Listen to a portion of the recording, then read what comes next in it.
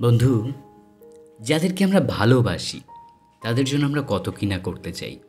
আমরা আমাদের এই গোটা জীবনে একাধিক মানুষকে একাধিক রকমভাবে ভালোবাসি, কিন্তু এটা তো ইম্পর্ট্যান্ট নয় যে তারা প্রত্যেকেই আমাকে ভালোবাসবে বা আমাদেরকে ভালোবাসবে।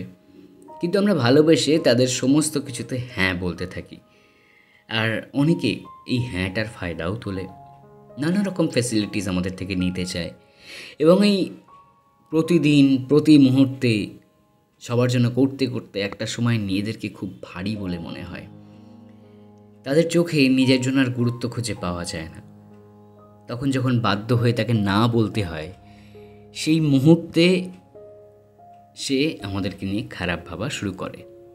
তার পর মুহূর্ত থেকে তার জীবনে আমাদের এক্সিস্টেন্সটা একটা বাড়তি বলে মনে হয়। তখন তার পাশে গেলেও তার চোখে আমরা আমাদের জন্য না তো একটা রেসপেক্ট কোনোদিন দেখতে পেয়েছি, কিন্তু এরপর থেকে যেন আরও বেশি বেশি করেই তার চোখে অসহ্য লাগে নিজেদেরকে। একটা প্রবাদ বাক্য আছে না, a person who wants to please everyone can please no one.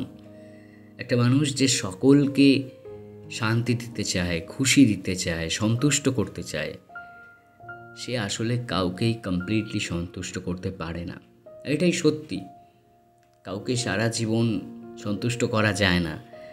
আর এই মানুষগুলো যারা আমাদের থেকে ফেভার নিতে নিতে একটা সময় এমন পর্যায়ে আসে যে আমরা উপযাচক হয়ে তাকে হেল্প করতে যাই, তখন সেই একটা মুহূর্ত আসে যখন তার মনে হয় যে আমরা খুব বিরক্তিকর, আমরা কেন তাকে হেল্প করছি, সে তো হেল্প চায়নি।